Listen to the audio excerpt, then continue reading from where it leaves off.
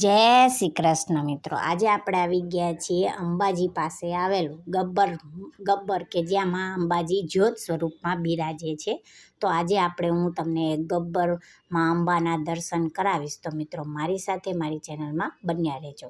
તો મિત્રો આ છે ગબ્બરને જે મંદિર છે એ, અને મંદિરની ધજાના તમને સૌથી પહેલાં દર્શન થઈ રહ્યા છે. મિત્રો રોપવેથી ચડીએ એટલે આપણે તરત જ મંદિર આવી જાય. થોડા ઘણા પગથિયાં જ ચડવા પડે છે, અને જે લોકો સીડીથી ચડવા માંગે એને 1040 સીડીઓ ચડવાની હોય છે, અને ત્યારબાદ આ મંદિર આવી જાય છે. મિત્રો તો આ છે મંદિરની ઉપરથી આ જે આજુબાજુના દ્રશ્યો તમને દેખાય છે. આ બધી અરવલ્લી પર્વતમાળાઓ તમને દેખાઈ રહી છે, અને સુંદર મજાના દ્રશ્યો તમને જોઈ રહ્યા છો. જુઓ મિત્રો, મંદિરના ચોગાનમાંથી આપણને આ સરસ મજાનું આજુબાજુનું વાતાવરણ ને સ્વચ્છ એવું સરસ મજાનું વ્યૂ તમને એક જોવા મળે છે. આ છે એમના પગથિયા. મિત્રો થોડી ઘણી સીડીઓ ચડીને પછી આપણે આ ગબ્બરના દર્શન કરવા જઈ રહ્યા છીએ.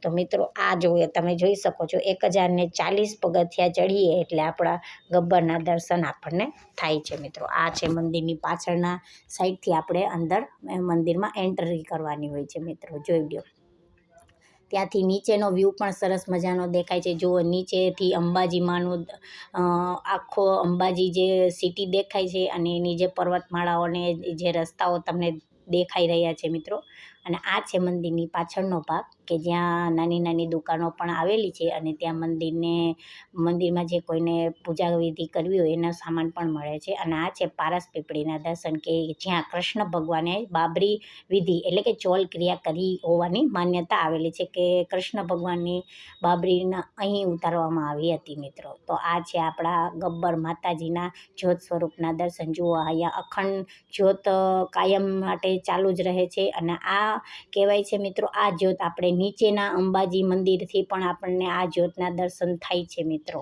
તો આ છે આપણા ગબ્બરના અંબાજીમાંના જ્યોત સ્વરૂપના દર્શન. મિત્રો ગબ્બર એ 50 શક્તિપીઠોની વચ્ચે આવેલું આ શક્તિપીઠ એક જ્યોત સ્વરૂપમાં, એટલે કે હૃદયમાં ધબકતું હોય એવું જ્યોત સ્વરૂપમાં બિરાજે છે. મિત્રો અને અરવલ્લી પર્વતમાળાની વચ્ચે આ સરસ મજાનું અને ખૂબ જ પુરાણું આ મંદિર છે. મિત્રો અને પ્રાચીન ગાથામાં જોઈએ તો અલગ અલગ નામોથી એને ઓળખવામાં આવે છે, જેમાંથી એક આરાસુરનો પહાડ તરીકે પણ એને ઓળખવામાં આવે છે.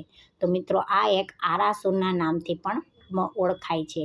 અને અહીંયા પહેલાંના ટાઈમમાં આરનત નામના આ પ્રદેશમાં નાગ લોકોનો વાસ હતો. મિત્રો તો અહીંયા નાગ લોકો જગદંબા માને ખૂબ જ માનતા હતા, અને અહીંયા એનું શિખર પણ આવેલું છે. મિત્રો એટલા માટે આ જે આર્ય શિખર છે એ આર્ય શિખરના નામથી પણ ઓળખાય છે. મિત્રો અને પછીના દિવસોમાં, એટલે કે કાલાંતર પછી, લોકોએ એને આરાસુરના નામથી ઓળખવા માંડ્યા, અને આરાસુરના વિસ્તારમાં આ ગબ્બરનો ડુંગર આવેલો છે. મિત્રો અને પરમાર વંશ રાજકુમાર દામોદરે અહીંયા રાજધાની બનાવી હતી, અને ગબ્બર માતાજીની સ્થાપના કરી હતી. મિત્રો આરાસુર પર્વત એ 480 મીટર ઊંચાઈ આવેલો છે, અને એની લંબાઈ લગભગ 500 માઇલ જેટલી છે. અને આ અંબાજી શક્તિપીઠ એ બે હિસ્સામાં વહેંચાયેલું છે, અને એમાં મા સતીનો હૃદયનો ભાગ અહીંયા પડેલો હોય એવી માન્યતા અહીં છે. એટલા માટે આ 51 શક્તિપીઠમાં આનું કંઈક અલગ જ ઓળખાણ છે. મિત્રો જુઓ, આ ગબ્બરની જે માતાજીનું મંદિર છે ત્યાં બાજુમાં ચોગાન જેવું મેદાન છે, કે જ્યાં લોકો પછી ફોટોગ્રાફી અને વિડીયોગ્રાફી કરે છે, અને માં જય અંબે એવું લખેલું છે, ત્યાં લોકો ફોટોગ્રાફી કરે છે. અને મિત્રો અહીંયા બેસે છે, થોડી વાર માની આરાધના કરે છે, જે લોકોને જાપ કરવા હોય એ પણ કરે છે.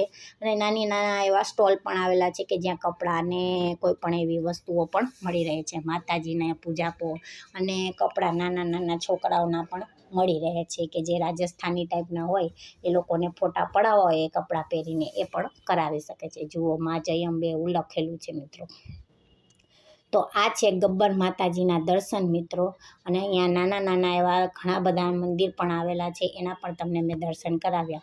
તો મિત્રો આવા જ મારા વિડીયો જોવા માટે મારી ચેનલને લાઈક કરજો, શેર કરજો અને સબસ્ક્રાઈબ કરજો.